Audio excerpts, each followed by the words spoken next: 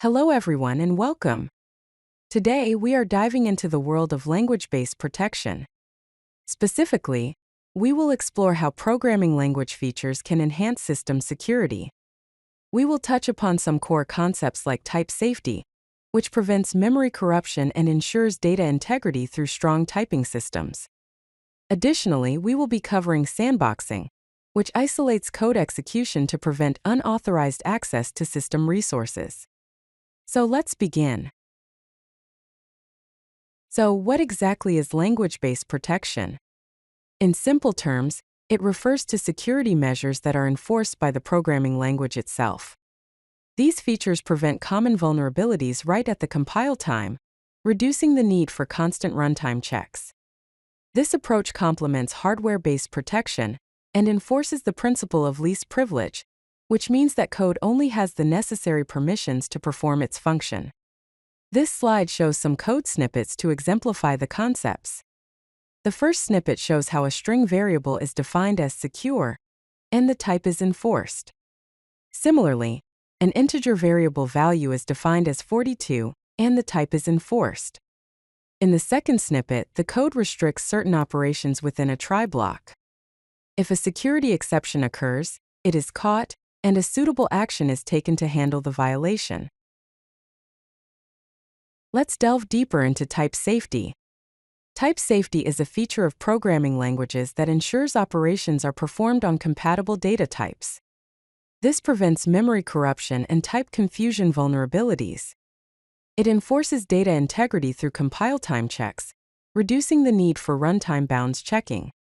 Type safety also enables early detection of programming errors, making your code more reliable.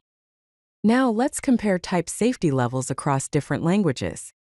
In C and C++, type safety is weak and memory management is manual. In Java and Python, type safety is strong and memory management is automatic. In Rust, type safety is also strong but memory safety is ensured at compile time. Now let's look at some practical examples of type safety. First, we'll examine unsafe code written in C, highlighting a buffer overflow vulnerability. In the unsafe function, a character buffer of size 5 is declared, and then we are copying a string that is way too long. This will result in memory corruption. We'll also see an example of type confusion where an integer pointer is casted to a float pointer, which can lead to misinterpretation of the data. Next, we'll see safe code examples in Java and Rust. In Java, we have array bounds checking, which throws an exception if you try to access an index that is out of bounds.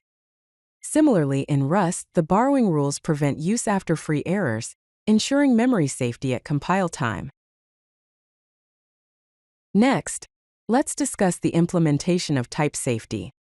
There are several mechanisms for type checking, including static type checking, which is performed at compile time, and dynamic type checking, which is performed at runtime.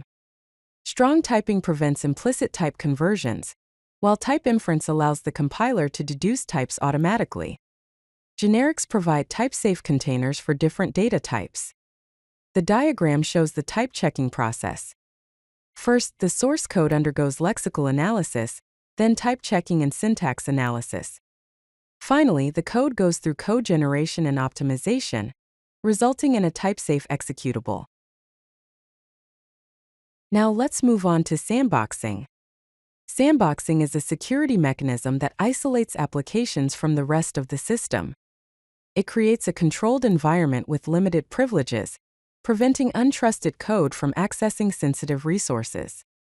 By enforcing the principle of least privilege, sandboxing limits the potential damage from security vulnerabilities. It is commonly used in web browsers, mobile apps, and virtualization technologies. The diagram in this slide shows the sandboxing architecture. At the base, we have the operating system. Within the operating system, there is a sandbox environment where applications 1 and 2 are running.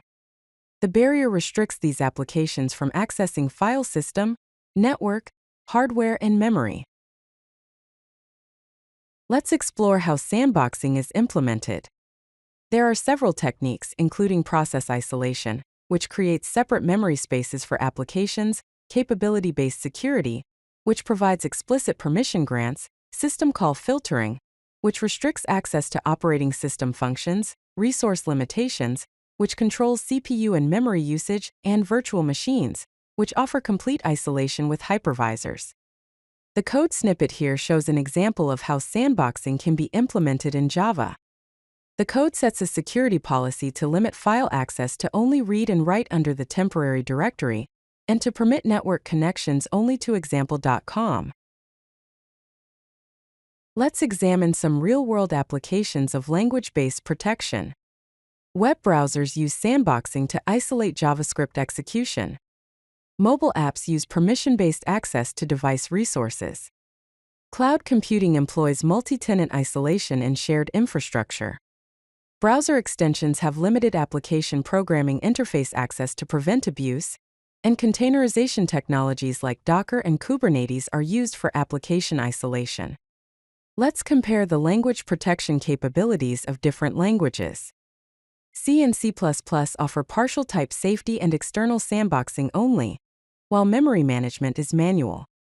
Java provides strong type safety, automatic memory management, and built-in sandboxing. JavaScript offers dynamic type safety, automatic memory management, and browser-based sandboxing.